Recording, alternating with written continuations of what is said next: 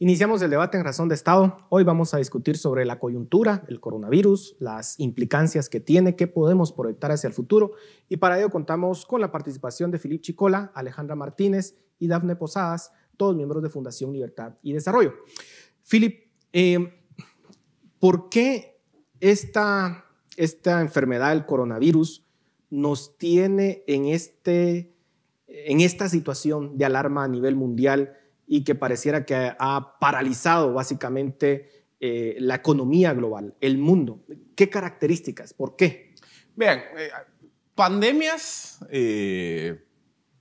ocurren en periodos promedio de entre 10 y 15 años.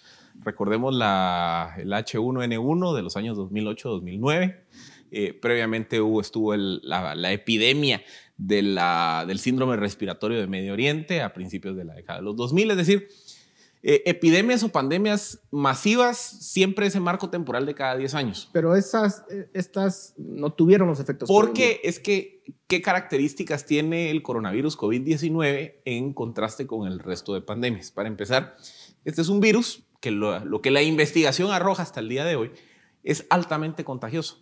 O sea, es un virus que tiene una tasa de contagio mucha más alta que la influenza o que el síndrome respiratorio de Medio Oriente. Está casi al mismo nivel de la influenza de 1918. Hay una métrica que se utiliza en epidemiología para medir la tasa de contagio, que es el R, que es cada cuántas personas contagia una persona contagiada. Y hasta el día de hoy, obviamente estos datos todavía son incompletos, se estima que cada persona contagiada contagia a 2.5 personas más. Hagamos el ejercicio, porque al final termina siendo una función exponencial, y la aceleración de contagio del coronavirus es bastante alta. Segundo, el coronavirus, por las características del virus, como al final es una mutación de otros virus, es un virus altamente resistente a condiciones del entorno. Por ejemplo, la investigación ya ha arrojado que el virus sobrevive 4 o 5 horas en la mano. Puede sobrevivir 3 o 4 horas en una mesa, en el celular. Entonces, es un virus no solo altamente contagioso, sino que su estructura molecular es muy resistente. Y tercero, estamos viviendo también un periodo de la aldea global en donde la interconexión, la revolución de las telecomunicaciones y de la comunicación y del transporte global genera una enorme facilidad para que personas se movilicen de territorio a territorio. Entonces, ¿qué pasa? Una epidemia que inicia en una provincia del centro de China, en un periodo de 2 meses ya se había dispersado por todo el mundo. Y es prácticamente imposible, con las dinámicas de viajes, de turismo, de interconexión global, poderla ir cercando, como si ocurrían con otras epidemias de hace 20, 30 años. Entonces, sumemos las 3 variables y tenemos una pandemia que está generando un nivel de aceleración en contagio altísimo. Y luego el otro problema es que hay una serie de países que tomaron medidas muy tarde: Italia, Francia, España, Estados Unidos, y países como nosotros que tenemos mal sistema de salud. Alejandra, precisamente sobre ese punto, la forma en que se ha enfrentado esta crisis.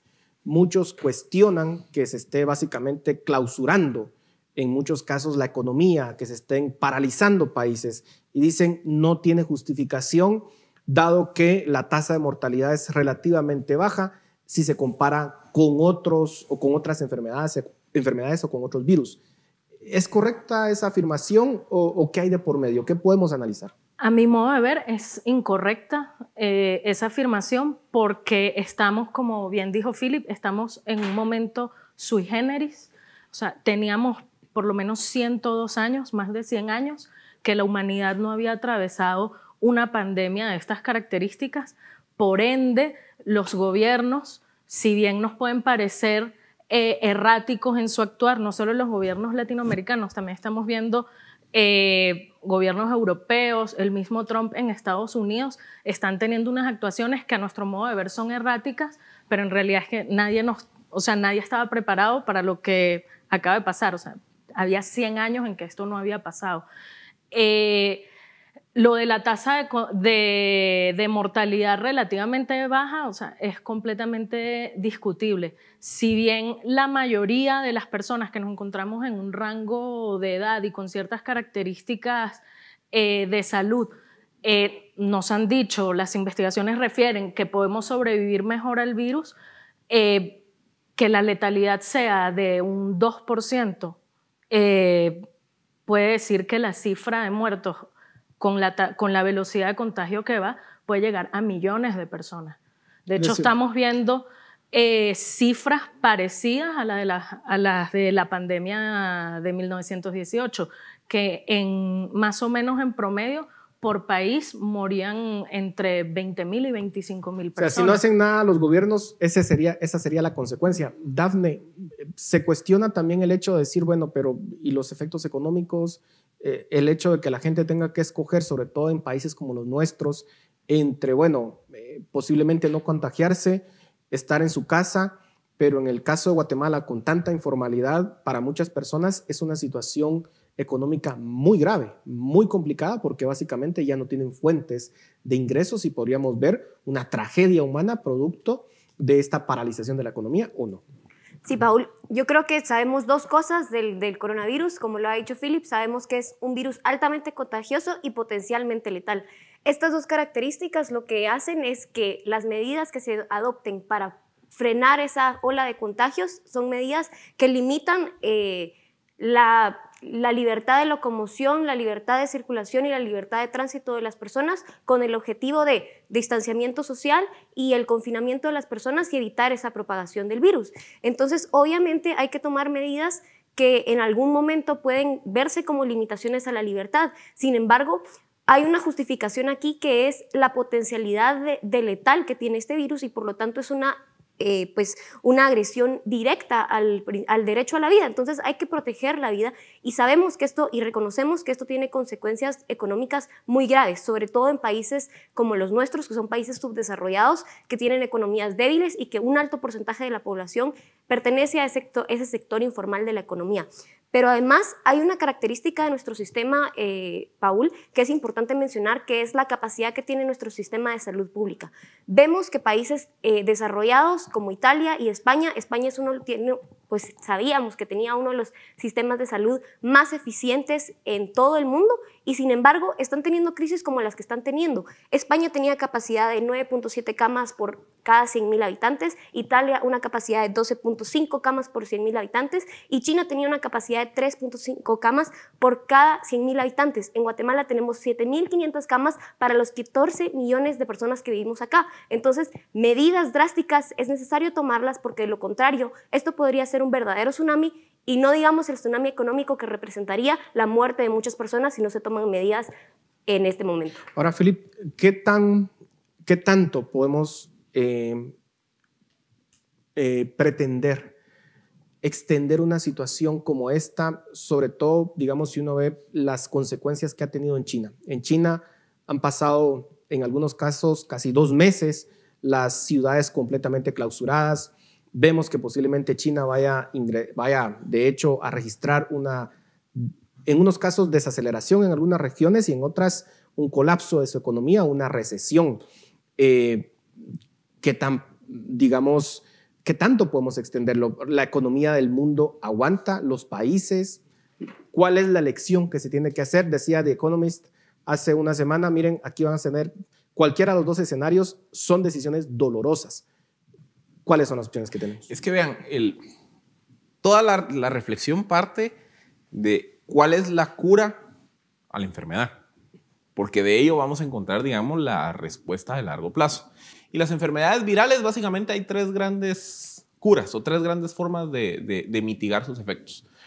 1 son las vacunas, 2 es encontrar un tratamiento que reduzca los síntomas y por ende la tasa de mortalidad, o 3 que las poblaciones desarrollen inmunidad frente al virus. O sea, esas son las 3 fuentes conocidas para combatir enfermedades virales. La vacuna, a pesar de que todos los días escuchamos noticias de que hay avances y demás, la vacuna solo por lo que se va a tardar en proceso de pruebas y demás, en el mejor de los casos, va a estar lista de aquí a un año y medio, es digamos el estimado más plausible. El tema del tratamiento o de encontrar un tratamiento que mitigue los efectos de la enfermedad, pues también hay avances día a día, pero todavía no hay un tratamiento aprobado por las agencias internacionales. Eso probablemente tome de 6 meses a un año. Y el tema de la inmunidad todavía no está claro si el virus si el ser humano va a ir desarrollando inmunidad frente al virus. Entonces, en el mejor de los escenarios, hay una respuesta al virus hasta dentro de un año. ¿Qué implica eso? que entonces a lo largo de este año 2020, principios de 2021, hay que tratar de mitigar y contener la enfermedad. Constantemente escuchamos el concepto de aplanar la curva. La idea de aplanar la curva parte de la premisa de que tarde o temprano nos vamos a enfermar, el virus nos va a llegar.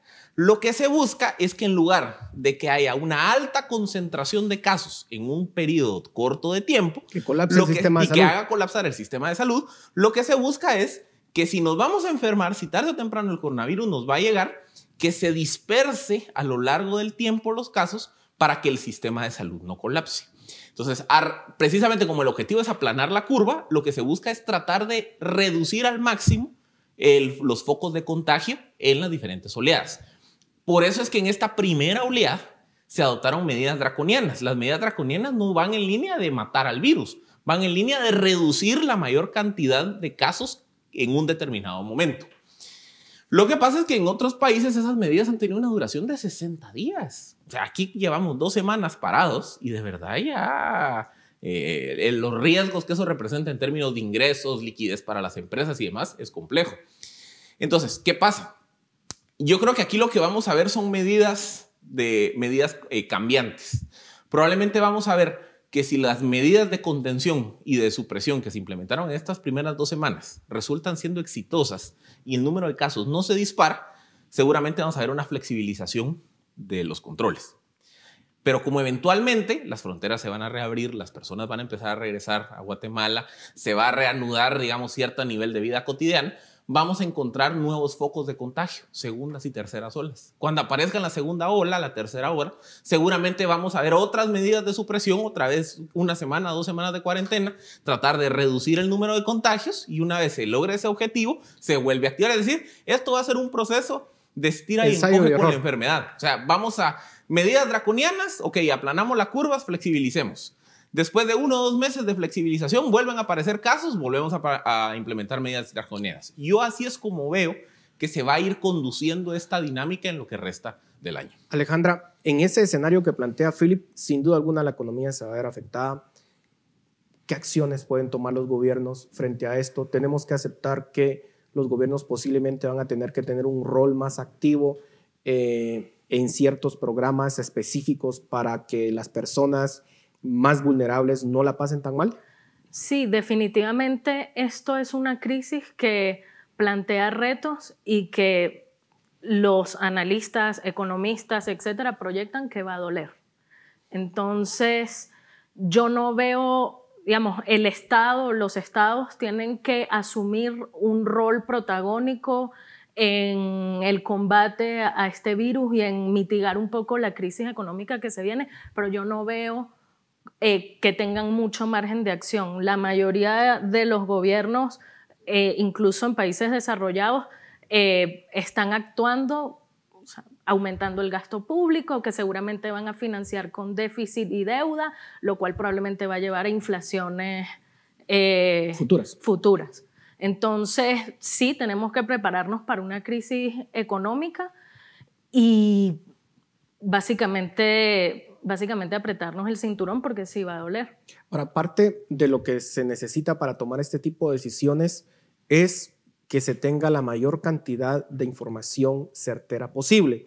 Y en el caso de Guatemala, muchos cuestionan que el número de casos confirmados al día de hoy sean eso solamente. O sea, se cree que podría ser muchísimo más. Y lo que algunos cuestionan es, por ejemplo, el hecho de que se hacen muy pocas pruebas, que las pruebas están monopolizadas prácticamente, que los laboratorios privados no tienen la posibilidad de hacerlo. ¿Debería de cambiar esta dinámica, Dafne, o no? Yo pienso que sí, y es que cuando vemos la curva de contagios como sucedió en China, es que había una cantidad de casos registrados, es decir, casos oficiales, que distaba mucho de la cantidad de casos reales. Entonces, lo que sucede es que los casos oficiales son personas que presentan síntomas y que son síntomas muy graves y que son personas que se presentan a los centros de salud para poder recibir atención. Pero hay un alto porcentaje de la población que puede estar contagiada y que nunca presente síntomas. Países como Corea del Sur implementaron una estrategia de pruebas de detección masivas. En Corea del Sur se están efectuando 15.000 pruebas diarias para poder identificar cuáles son esos casos que pueden llegar a contagiar a muchísimas personas. En Islandia se efectuó una política pública de este mismo tipo, de salir a buscar a aquellas personas que están con coronavirus COVID-19 positivo, y se encontró que el 50% de esos positivos eran personas que eran asintomáticas. Así que además de las medidas de mitigación que se han tomado ya por el gobierno de Guatemala, que es enviarnos a nuestras casas, permanecer ahí, evitar pues ese contagio social a través de pues el intercambio, se debe de hacer una descentralización de las pruebas de detección, que me parece que debe ser una estrategia que el gobierno debe tomar próximamente para efectivamente identificar cuáles son esos casos. Nuestro país tiene una gran debilidad, que las fronteras son muy porosas, y entonces pueden entrar muchas personas por cualquiera de nuestras fronteras que tengan alguno de estos síntomas o que no los tengan y que igual sean positivos y que pueden representar un gran riesgo para la población. Así que me parece que la siguiente medida que el gobierno debería tomar es la descentralización de las pruebas de detección. Muchos comparan, por ejemplo, tres casos particulares: Guatemala, México y El Salvador. Digamos, tenemos por un caso, un extremo, México, digamos, en donde el presidente pareciera estar completamente desentendido de esta situación, mientras que vemos en El Salvador a un Bukele, digamos, que por Twitter, pues básicamente da órdenes bastante estrictas a la población, en donde pareciera que tiene toda la intención de llevar medidas extremas. ¿Cómo quedamos nosotros en Guatemala respecto a esos dos casos que son básicamente nuestros vecinos? No sé quién se anima. Vean, es que una cosa es la comunicación y otra cosa son las medidas. Algo que hay que reconocer de Guatemala es que cuando nos comparamos con otros países, en cuanto a qué momentos se empezaron a implementar medidas de mitigación y de supresión, empezamos mucho antes en la curva. O sea, aquí en Guatemala, veamos, siempre el análisis de en qué momento se implementan las medidas parte de cuando aparece el caso cero, el primer caso. En Guatemala, 15 días antes del caso cero, ya teníamos controles en aeropuerto. Hay quienes dicen nada, que fueron muy leves, sí, pero ya habían controles. Cuando aparece el caso 1, que fue viernes 13 de marzo, ese día se implementaron las primeras restricciones, que se recordarán, ese día es cuando se prohíben eventos masivos, no reuniones de no más de 100 personas, eventos públicos, los colegios suspenden actividades. 48 horas después, cuando pasamos de 1 a 4 casos, fue que se hizo el primer cierre, digamos, general de actividades, y cuando íbamos por el caso 12, si no estoy mal, es que ya entramos a toque de queda. Cuando contrastamos en qué momento otros países empezaron a implementar medidas de suspensión de actividades, cierre de actividades laborales, económicas, educativas y demás, y toques de queda, ya llevaban más de 50 a 100 casos. O sea, en la historia comparada, Guatemala empezó a implementar medidas de contención y de supresión mucho antes que el resto de países. El Salvador está en una situación similar. México parece Estados Unidos. O sea, Estados Unidos, hasta que no empezó a ver que su curva estaba creciendo a velocidades exponenciales, no fue que empezaron con el cierre de actividades. Se nos ha terminado el tiempo. Brevemente sus conclusiones, Alejandra, Dafne. Bueno, las lecciones que arroja esto son muy simples, son 4, creo que las voy a enumerar. Lucha por el acceso a la información, combate a la censura. El caso de China es paradigmático y cómo la República Popular China ha manejado esto. La economía, lo que estábamos hablando del gasto público. Evidentemente, el tema de la globalización, esto va a traer debates en torno a ese tema y replantearnos también los modelos de salud pública de los países desarrollados y en desarrollo. Yo pienso que hay lecciones que hemos aprendido a través de los procesos que han sufrido otros países y tenemos que aprender de esas lecciones. No podemos dejarnos fallar en acciones concretas que se deben tomar. Lo cierto es que vamos a estar discutiendo este tema en las próximas semanas. Así que muchas gracias por sus comentarios. A ustedes, muchas gracias por su atención. Por favor, cuídense, tomen las medidas necesarias para evitar que esta enfermedad se siga propagando. Nos vemos la próxima semana.